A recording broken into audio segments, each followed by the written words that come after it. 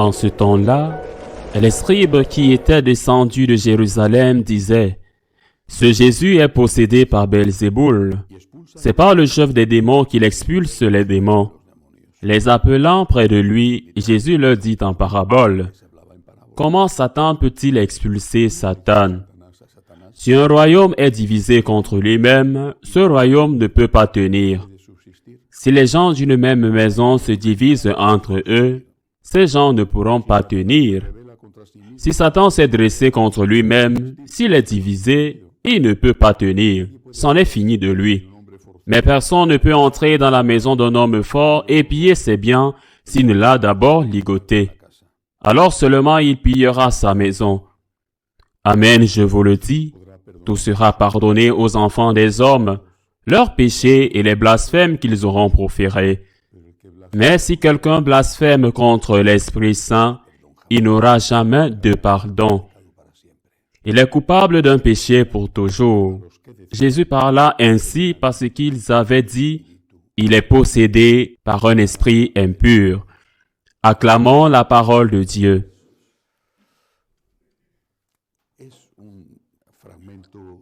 Il s'agit d'un fragment mystérieux de l'Évangile de Saint Marc, qui a donné lieu à de nombreuses interprétations au cours des siècles. Au-delà des mots littéraux, que veut dire Jésus? Que veut dire le Seigneur? Il prend la défense de sa famille, il prend la défense du Père. Bien sûr, à cette époque, le Père n'était pas attaqué parce que ceux qui l'attaquaient ne croyaient pas à la Sainte Trinité. Il prend la défense du Saint-Esprit. Père, Fils et Saint-Esprit. Je crois que c'est le premier enseignement de l'Évangile d'aujourd'hui. Jésus-Christ a été conçu par l'œuvre et la grâce du Saint-Esprit. Jésus-Christ, je veux dire le Christ homme, parce que la deuxième personne de la Trinité est éternelle avec le Père et avec l'Esprit. Dieu de Dieu, lumière de lumière, vrai Dieu du vrai Dieu, engendré, non pas créé.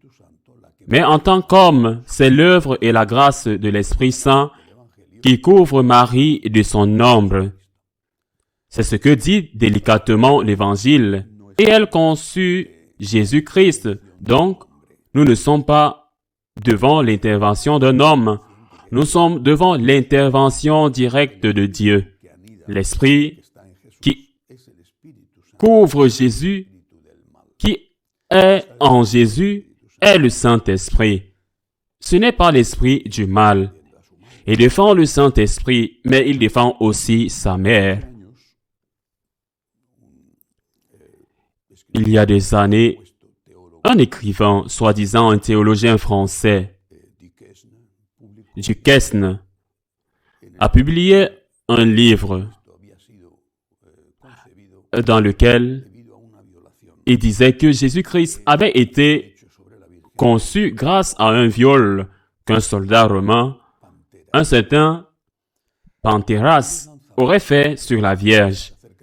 Et il les a lancés comme une des hypothèses sur la naissance de Jésus-Christ.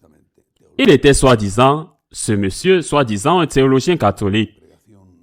Une congrégation religieuse très connue avec une maison d'édition très importante en Espagne a acheté les droits pour la traduction en espagnol de ce livre. Cette congrégation religieuse a dans son nom, je me souviens qu'à l'époque, je travaillais à l'ABC. Et ils sont venus me dire qu'ils allaient publier ce livre.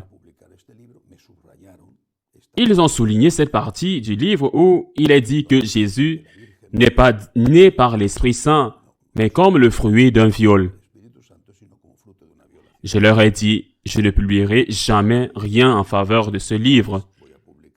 Et j'ai très honte que vous qui êtes de cette congrégation dédiée à la Vierge, publiez ce livre en espagnol qui va être vendu dans toute l'Amérique. Ils m'ont répondu calmement en disant, Ce qui nous importe,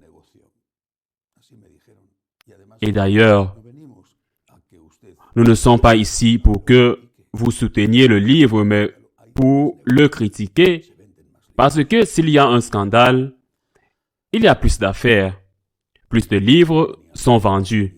Juste comme ça, eh bien, à cette époque, j'ai eu quelques occasions d'influencer et je l'ai fait.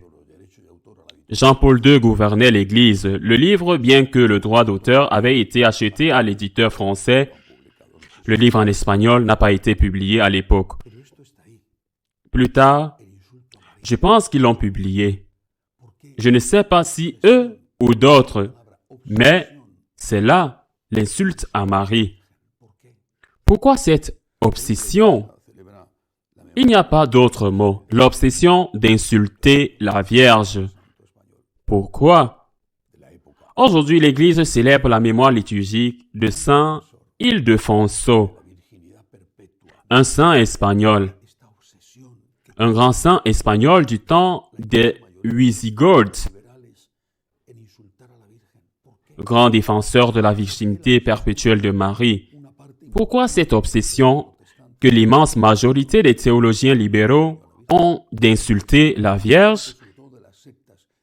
Pourquoi cette obsession qu'a une partie importante des protestants, pas Luther qui avait une grande affection pour la Vierge, mais une partie importante des sectes, surtout à insulter la Vierge? Pourquoi? Pourquoi? Je crois que certains d'entre eux, je le dis à cause du jugement sévère qu'ils vont recevoir. Je crois que certains d'entre eux le font à cause de leur profonde ignorance de tout. Ils crient beaucoup, ils parlent beaucoup, mais ils ne savent rien. Peut-on vraiment penser? Quelqu'un qui n'a plus qu'un seul neurone qui fonctionne dans sa tête, un seul. Peut-on vraiment penser qu'un fils aime qu'on insulte sa mère? Quelqu'un peut-il penser cela? Pas moi. Peut-être celui qui insulte la Vierge, en croyant ainsi, il rend gloire à Jésus. C'est parce qu'il aime qu'on insulte sa mère. Quand on insulte sa mère, il y prend plaisir. Pas moi, et certainement pas la grande majorité. Comment peuvent-ils penser qu'ils rendent gloire à Dieu, qu'ils font plaisir au Christ en insultant sa mère? Je crois, je le répète, qu'un seul neurone fonctionnel, il n'en faut même pas deux,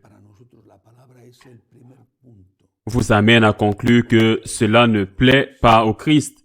Nous croyons en la parole de Dieu. Pour nous, la parole est le premier point d'où nous extrayons tout le reste, et c'est cette parole de Dieu qui dit avec toute certitude que le Christ a été conçu par l'œuvre et la grâce du Saint-Esprit. Que c'est le Saint-Esprit qui a couvert la Sainte Vierge Marie, qui était une vierge. C'est le Saint-Esprit qui l'a couverte de son ombre, et elle a conçu par l'œuvre et la grâce du Saint-Esprit. Marie est notre mère parce que Jésus nous l'a donnée, comme une mère quand il était mourant. Il nous a donné son dernier trésor, son dernier cadeau, le seul qui lui restait. Marie est notre mère, et au moins dans son cas, et je pense que c'est le cas de tout homme normal. Défendre l'honneur de sa mère est l'une des choses les plus importantes et les plus nobles que l'on puisse faire dans la vie. Donc, si je pense cela de ma mère qui est déjà morte dans les mains de Dieu, que devrais-je penser de Jésus? Eh bien, que Jésus ait eu ses sentiments multipliés, parce qu'elle était la Vierge, elle était sa mère. Et c'est la seule façon de comprendre ces paroles du Christ, qui ne sont pas seulement destinées à défendre l'Esprit Saint, mais aussi, bien qu'il ne le dise pas, à défendre sa mère. Il n'est pas le fruit du diable. Il n'est pas le résultat d'un viol. Il est le fruit. Sa conception en tant qu'homme est le fruit de l'Esprit Saint qui est Dieu, et ce fut toujours, j'insiste, car c'est un même prêtre, le nid. Toujours la Vierge Marie, c'est dans l'Immaculée Conception qu'elle a trouvé le refuge pour naître. Elle lui a prêté sa chair, et la deuxième personne de la Sainte Trinité a pu ainsi se faire homme. Défendre Marie et défendre le Saint-Esprit est dans notre génétique catholique. Celui qui n'aime pas la Vierge n'est pas un bon catholique. Celui qui n'aime pas la mère ne peut pas aimer le Fils.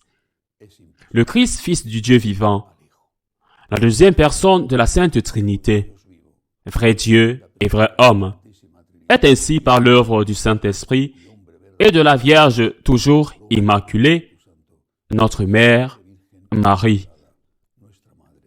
Ainsi soit-il.